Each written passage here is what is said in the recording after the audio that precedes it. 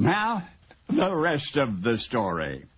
Each and every Sunday, 15-year young Eddie could be found on a certain street in Columbus, Ohio, in front of the Freyer Miller Company. His nose was pressed against the glass, gazing inside in wide-eyed wonder.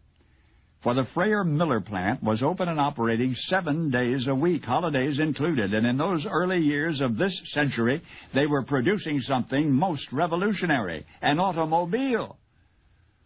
The company was manufacturing only one car a month, only one model, which Mr. Freyer himself had designed. And because he worked long hours pushing a broom Monday through Saturday, young Eddie made Sunday his special day. To go down to Miller Freyer, to watch and to dream. And Eddie would surely want to work there someday, building cars, he told his friends. But no matter whom he told, the answer was always the same. Eddie should know better. There were plenty of people in line for a job who knew something about engineering, but the plant had all the personnel they needed. Freyer Miller was not hiring. But one day, Eddie got up the nerve to go inside, to approach Mr. Freyer himself. Seemed like a pleasant man. Said he'd seen Eddie come around about once a week on Sundays, wasn't it? And then the gentleman asked what it was that Eddie wanted, and Eddie said, "I want to help you build automobiles. Can I have a job?" But Mr. Freyer shook his head. "I'm sorry, kid," he said. "Freyer Miller is not hiring." But that brings us to the rest of the story. The following morning, Eddie did not report to his usual job. He went instead to Freyer Miller, 7 o'clock sharp. That would give him an hour and a half before Mr. Freyer arrived. Plant manager let Eddie in. "I'm the new boy," he announced. And then he asked where they kept the heavy floor brush and the broom. The manager pointed to a corner of the machine shop, and Eddie went to work. Messiest, most cluttered place the youngster had ever seen. Benches heaped with dirt and machines' shavings, floors about the same. By 8:30, when Mr. Freyer showed up, half of the shop was still dirty and disheveled. But the other half was shining, sparkling, eat off the floor clean.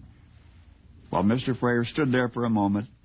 And then at last, much impressed by the incredible contrast, he broke into a broad grin and he said, "Son, you've got your job. You've got your job. But not only sweeping floors. Anybody that determined and conscientious ought to report to toolmaker Schwartz and help him make carburetors." So 15-year young Eddie was going to be building cars after all. And so did two fledglings grow up together, Eddie and automotives. The history of that industry hails him as an internationally renowned, world record-holding race car driver and a distinguished automotive engineer. But American history books honor him as so much more, as a war hero, as a flying ace. But now you know how and where the lifelong love affair began between the seductive whir and purr of fine machinery. That was his world, the world of a small boy destined to make a big difference in that world, Eddie Rickenbacker, because now you know the rest of the story. And now the rest of the story. Eddie Rickenbacker was the man who cheated death many times. When he was 3 years old, young Eddie was hit by a streetcar in Columbus, Ohio. He was knocked into the gutter, but was uninjured. When he was in the first grade, his schoolhouse caught on fire. All of the children were rushed out of the building. Eddie had left his cap and coat in the schoolhouse. Before anyone could stop him, Eddie ran into the burning schoolhouse and retrieved his cap and coat. His clothes were singed, but Eddie was unhurt. Eddie once fell under a switch engine. That's a locomotive used in a train yard to switch train cars between trains. The engineer stopped the locomotive and expected to find the youngster crushed or mangled, but he was unhurt. When he was 7, he fell 30 feet from a walnut tree. Other than having the wind knocked out of him, he was unhurt. When Eddie was 9 years old, he was helping his father build a fence when suddenly an idea struck him like a bolt of lightning. Rickenbacker recalled, I will die and the world's progress will go on and on. I won't see it. I won't know what is happening because I will be dead. Eddie began to cry. Rather than to let his father see him crying, he ran and hid. This thought troubled Eddie for days. He cried the next day and the next. His father realized something was wrong and persuaded Eddie to tell him why he had been crying. When young Eddie explained his feelings, his father became so angry that, as Eddie later said, he thrashed me. "You have no business thinking such things," his father said. "You're just a baby. You leave such thoughts to me." At first, Eddie was unable to get rid of his fear of death. Finally, another thought came to Eddie. Progress will go on, and I will help it go. I will be a part of it. There will be new inventions, unheard of experiences, brave conquests, and I will share them. In 1943, Eddie told a reporter, "No man living today, I believe, has been face to face with death as often as I have in the last 35 years. But when I have crashed in a plane, turned end over end in a racing car, or adrift in the South Pacific, felt hunger and thirst tearing and turning at my vitals, that boyhood thought never deserted me. I was a dynamic part of progress in life.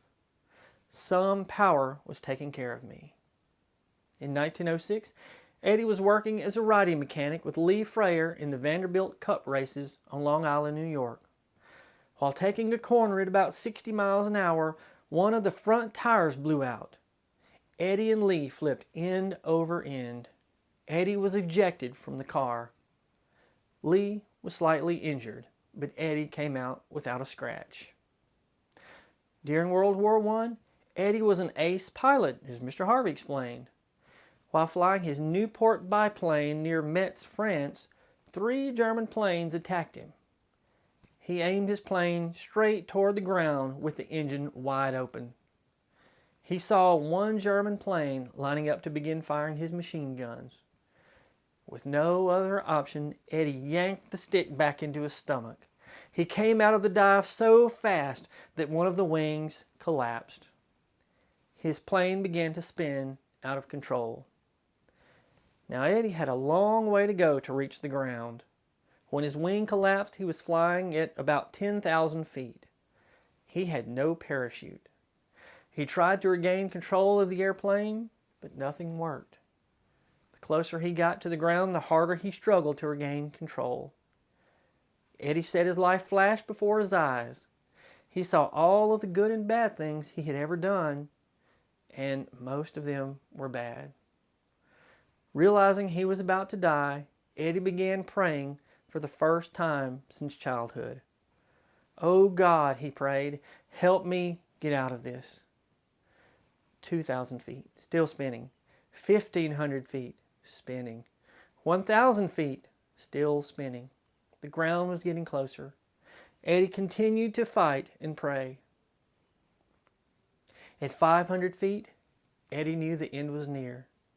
In a few seconds, it would all be over. He tried what he knew would be his last chance to gain control of the plane. And the plane sputtered, vibrated violently, and somehow Eddie regained control. He jammed the engine wide open and flew in a straight line all the way back to his base with just one good wing. Eddie survived, as the saying goes, on a wing and a prayer. Nobody had ever escaped under such circumstances, Eddie told a reporter. None of the shocked witnesses could figure out how Eddie's plane made it back to base. Eddie explained that prayer had saved him. Eddie was involved in other plane crashes, some military, some in civilian aircraft, and other car crashes. Eddie was an occupant on one plane that crashed near Atlanta, Georgia. His broken body was taken to the hospital along with the other passengers. Emergency room doctors thought he was too far gone to help, so they pushed him aside to work on the others whom they thought they could save. While in the hospital, Eddie heard a radio broadcaster announce that he, Eddie, was dying and would not live over an hour. But he did.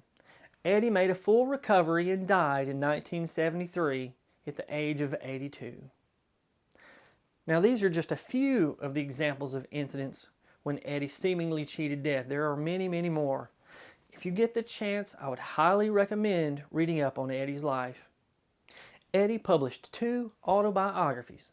One is called Fighting the Flying Circus, and the other one is simply called Rickenbacker. Both are fantastic. I'll leave links to them in the description below. You know, Eddie was certain that he had been kept alive by a higher power for some purpose, some fulfillment. Eddie often said, "I was certain that everything would come out right. It did. It will." Eddie said, "I believe that if you think disaster, you will get it. Brood about death and you will hasten your demise." Then he said something that is as relevant today as it was when he said it back in 1941. Think positively and masterfully, with confidence and faith, and life will be more secure, more fraught with action, richer in achievement and experience. Those are words to live by. I'm Brad Dison. Thanks for watching. And as Paul Harvey would say, good day.